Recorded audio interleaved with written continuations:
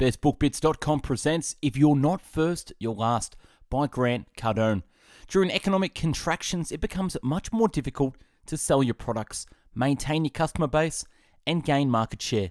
Mistakes become more costly and failure becomes a real possibility for all those who are not able to make the transition. But imagine being able to sell your products when others cannot, being able to take market share from both your competitors and knowing the precise formulas that would allow you to expand your sales while others make excuses.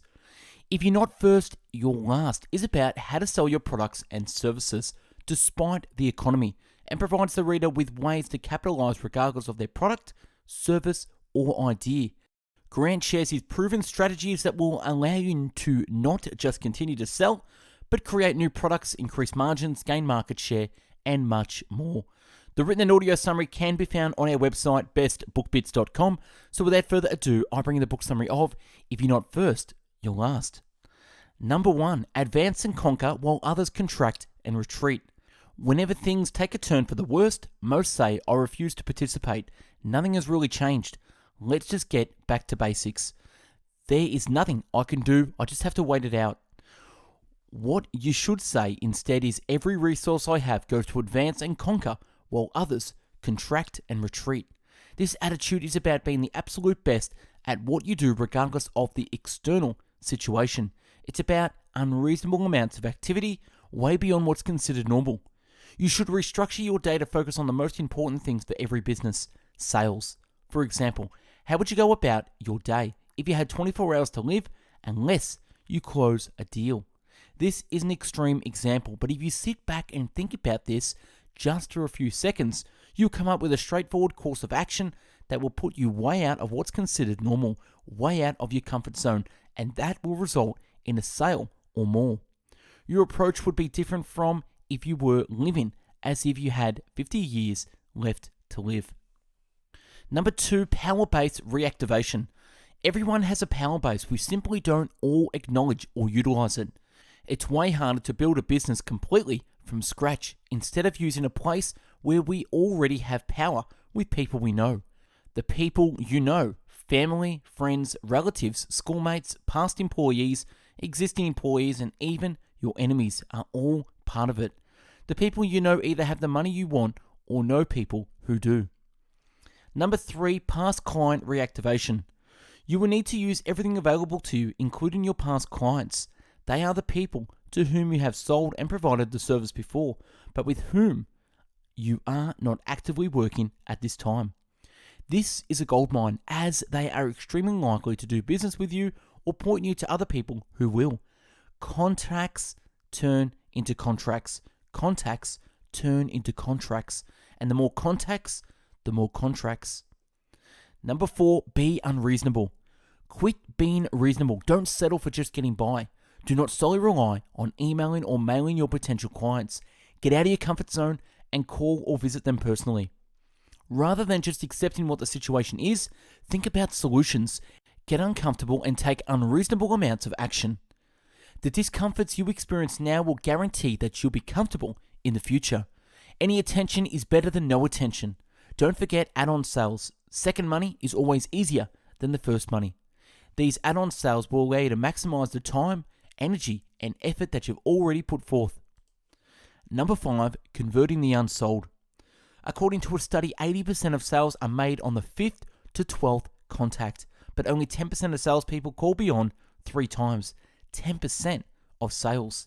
Some people even have a 3 calls rule. They don't buy anything unless a salesperson calls them 3 times about it. It indicates that you have a firm belief that you have the right product for this person. The most successful people failed more times than they've tried. The person who willingly swings the bat has a better chance at success than the person who refuses to swing. When someone tells you no, they are saying no for now. Number 6, ask for referrals. During your time of doing business, you have probably received a call from a client introducing you to someone who wanted or needed your product or service.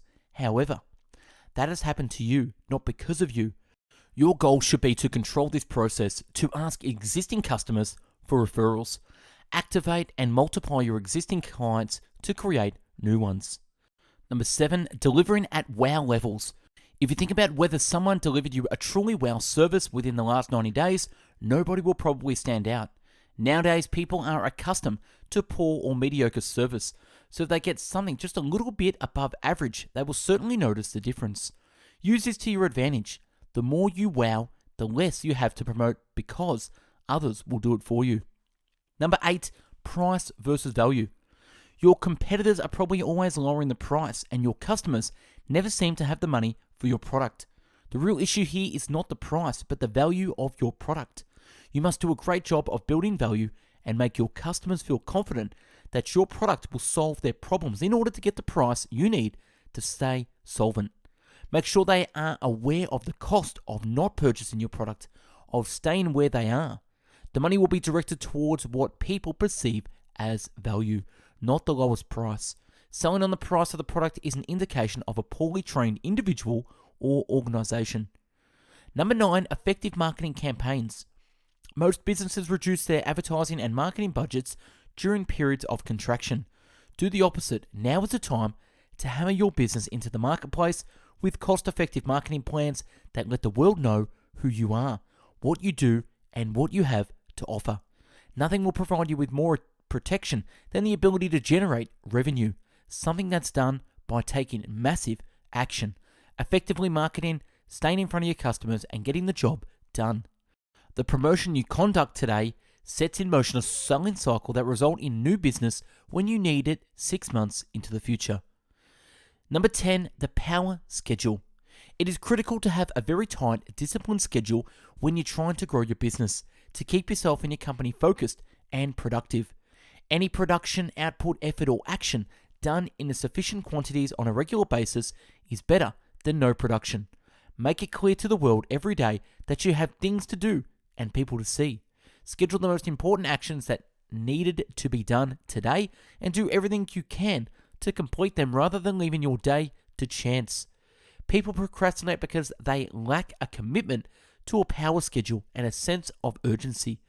When you have other places you have to be and don't have time for these things, then you just don't do them. And number 11, the most important skill needed to advance and conquer. You need to learn how to sell. You need to learn how to sell. You can plan and organize until you're blue in the face, but if you can't sell your products, what does it matter how organized you are? Most businesses don't have a line of people waiting for their products. They actually have to generate interest, sell their product, and close the deal. The most needed and protected people in the workforce are those who can sell and bring in the money. There is no shortage of money, but there is a shortage of action and follow through. A financial plan is the expansion consideration, not the contraction budget consideration. And number 12, the unreasonable attitude. The economy you have is only limited by the amount of unreasonable action you take to create it, and your attitude is going to determine how much of said action do you take and how effective it is. It is always a challenge to remain positive, but if you maintain an optimistic outlook, even when things are tough, you will have a significant advantage and a better chance at advancing and conquering. While bad attitudes never show up on a profit and loss statement, they always have something to do with the bottom line. Change your thought process, drop the arrogance, your old beliefs, and any limitations on what you're willing to do, and get going on producing your economy. More often than not, your old beliefs are negative and enforce what you should not do than what you should. Am I calling this client too much? Am I justified in asking for a referral? Thoughts like these paralyze you from taking action and becoming successful. Most of what we worry about never happens. So why should we waste so many times worrying about it instead of focusing on changing the situation? To become successful, you need to eliminate all the worry, doubt, and fear of negative consequences that could happen if you act. And that's a wrap on If You're Not First, You're Last by Grant Cardone. Subscribe to the channel and take a look at the hundreds of book summaries uploaded previously. To find hundreds of written summaries, check out our website, bestbookbits.com. And for hundreds of audio summaries, find us on mixcloud.com/bestbookbits.